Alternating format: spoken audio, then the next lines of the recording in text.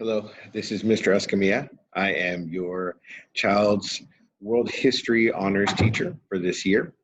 If you do not know me, I'm going to give you a rundown introduction of who I am and just wanting to share a little bit about the syllabus that we have. But I am looking forward to having your student in my class. I pride myself on the relationships that I develop with each and every one of my students. Um, I love each one of my kids, and I want you to know before we begin, and as we have already started the school year, that I will do everything in my power to do my best for all of your kids. Again, like I said, I am here. I became an educator because I wanted to help kids and I wanted to see them grow and thrive. And I know that that involves a lot of things like having patience and having an amount of care for them, even on days when they're struggling or even on days where they're hurting or maybe they're going through something. I want to make sure that I'm there always for them. And so I want you to know that right off the bat. I want to show you the syllabus. So I'm going to go ahead and share my screen with you. All right, this is the syllabus for the school year. This is World History Honors, and I am Mr. Escamilla. When students start coming back to the classroom, they can find me in room M206. My email address, nescam@neisd.net. If you have any questions, you can reach out to me. I'll do my best to answer you as quickly as possible. There you have the grading policy. 60% is the daily work and 40% are the exams. We've already taken one test and I have 3 grades in the grade book right now. Just make sure that your students know that the daily work is very important. If they fail to do an assignment or if they get a low grade on an assignment, it's going to reflect in their grades. And so just letting the students know they need to work hard in not only the test, but also in the daily work. I'll go ahead and move down here. So a little bit about me. My name is Noah Escamilla. I am from San Antonio. I grew up near Lackland Air Force Base. My dad was in the Air Force. I graduated from South San West Campus High School in 2001. I received my BA in history from the University of Texas at San Antonio in 2012. I currently attend Southeastern Baptist Theological Seminary, working on my master's degree. When I got out of high school, I didn't know what I wanted to do. So I've always wanted to be a firefighter. That was always a dream job of mine. And following in my dad's footsteps in the Air Force was something I wanted to do as well. And I was blessed enough, I was lucky enough, whatever you want to call it, to actually have both of those jobs while I was in the Air Force. And so I was an Air Force firefighter for 6 years. I was stationed in Ali Al Salim Air Base in Kuwait and Sadr Air Base at the Baghdad International Airport during Operation Enduring Freedom during the war in 2005. I also spent time in Florida. In 2008, I married my wife. She's also a teacher here in San Antonio.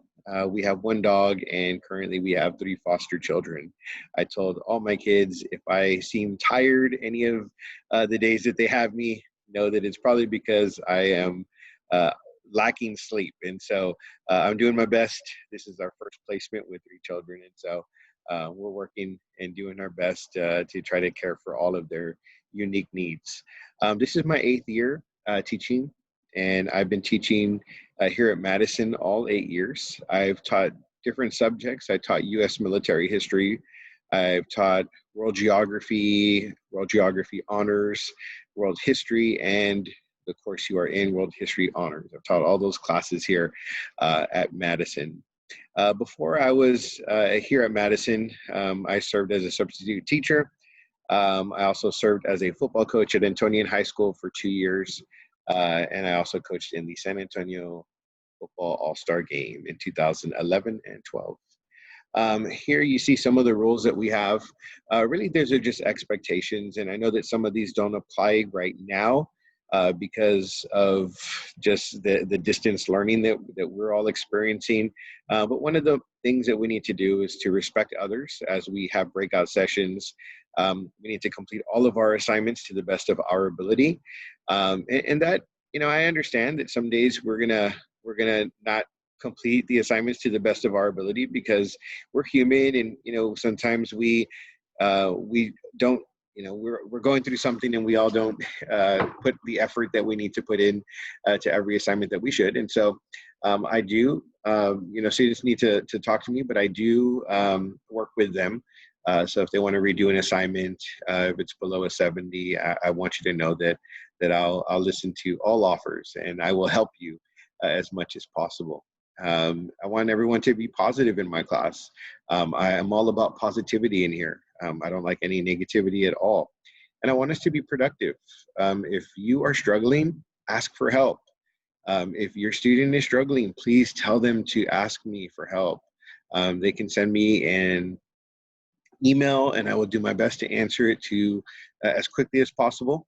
If we're on a Zoom chat, or if we're doing a Zoom, they can send me a message in chat. And I always want them to obey all school rules. These are the late work policy that we have, the makeup work policy, the retesting policy. We do have tutoring as well. Mondays and Thursdays, I have tutoring before and after school. Students just need to send me an email to let me know if they want to hop in on Zoom, and I will do my best to have a Zoom session in the morning. I typically will post the PDF files for each one of my presentations online. Most of my assignments are going to have some type of PDF presentation where students, if they need the notes, they can just copy them right off the Google Classroom page. And so I try to make my class as easy as possible when it comes to finding the information. They will be stretched. The students will be stretched when it comes to understanding the information and grasping it. There's going to be a lot of writing all throughout the course. There's going to be a lot of researching, which we'll get to later on in the class. But the students will be pushed, and this is an honors class. And with honors classes, that is going to be a little more rigorous. It's not as easy as a regular class, but I will always do my best to assist every student, no matter how difficult the class is. I want my kids to know that I love them and I care for them, and I'll do my best to help them. Behavior policy and Google Class Codes, the world history at a glance. We've already covered the rise of River Valley civilizations, really looking to see how innovation and technology have impacted human conditions. We've seen people go from hunting and gathering to now settling down farming with agriculture. And so we covered that the first 2 weeks. Now we're looking at the classical era. We're going to be focusing on Persia and Alexander the Great, Greece, Rome, Sparta, and we're going to continue on. For this first 9 weeks, or for the first semester, we actually go to what is called the Gunpowder Empires, the Renaissance and Reformation, which is one of my favorite units that we have. And then we actually end the whole school year looking at the modern era. So there's a lot of information that we try to pack in, and you see the TEKS that are here. So we cover everything that Texas wants us to cover. And so we're going to cover World War II and the Cold War, and like I said, the modern era. We'll come all the way to 9/11. Then I have 3 personal values in my classroom that I hope that all students follow. That is excellence, integrity, and respect for all. And these are core values that I picked up when I was in the Air Force, and core values that I think that we should all, especially students here in my class, do each and every day. And I think if they do them each and every day, if they have these core values, when they walk into the class, I think that they're going to do well. The first one is to have excellence into everything that they do. Like I mentioned earlier, I want my kids to work hard. I want them to show effort. and to do as well as they can in everything. Not to give up, but to make sure that each assignment that they turn in is done with excellence, is done to the best of their ability. Now, it may not show up to be a perfect score, but that's not what I'm asking for. That's not what I'm looking for. I just want students to try their best and to do their best.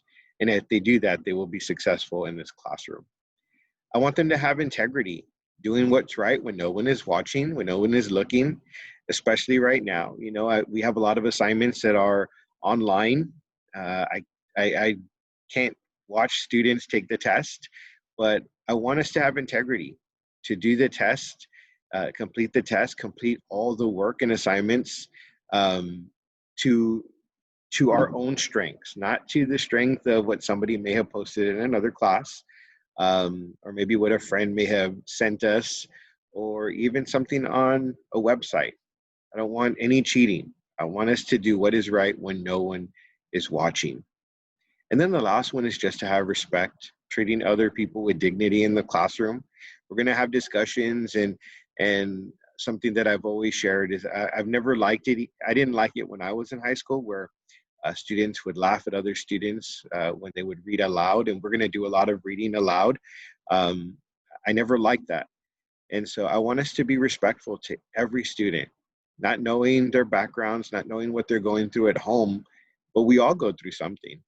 And I want us to make sure that we always have that in the back of their mind, of our minds, to be respectful and to love and care for each person in our class. And so as we wrap up, I just wanted to share with you how much I care for you. I don't know you, but I want you to know that I care for your student. I care for them. I've always said this before my wife and I had our foster kids. I've always told every one of my students, I don't have children of my own, but y'all are my children for now. And so when they walk into my class, they're my kids, and I'm going to do my best to help them. And I want you to know, if you have any questions, please reach out to me, and I will do my best to get back to you. Again, thank you so much for your help, and thank you so much for everything. And just know that I care. And if you need to reach out to me, please send me an email. Thank you.